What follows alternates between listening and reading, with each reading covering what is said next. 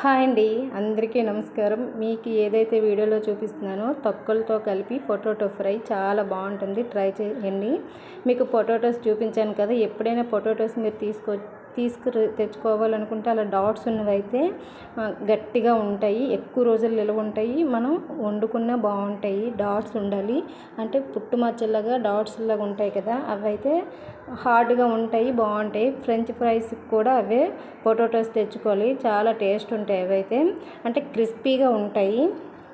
నేను ఉల్లిపాయలు, పచ్చిమిరపకాయలు, కరివేపాకు, ఇంకా పొటాటోస్ మనకి క్వాంటిటీ అవసరం లేదు. ఒక హాఫ్ కేజీ తీసుకున్నాను. దానికి ఒక బిగ్ సైజు ఆనియన్ తీసుకున్నాను. కారానికి సరిపడగా మీరు పచ్చిమిర్చి అనేవి వేసుకోండి, సరిపోతుంది. మీకు ఎంత కారం మీరు తినాలనుకుంటున్నారో అంత కారంగా.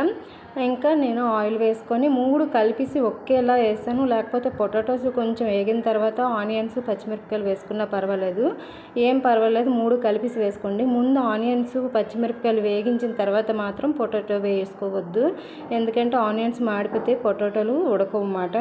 అందుకే 3 ఒకేసారి కలిపేసాను.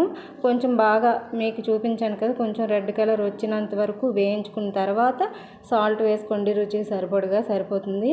లాస్ట్కి అయితే ఈ విధంగా రెడీ అవుతుందండి, చాలా టేస్ట్ బాగుంటుంది.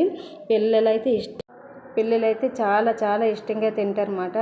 ఒక్కసారి ట్రై చేయండి, చాలా సింపుల్ డిష్ అండి ఇది, పెద్ద కష్టం కూడా కాదు, ఎవరికైనా ఇష్టపడుతుంది. నచ్చితే లైక్ చేయండి.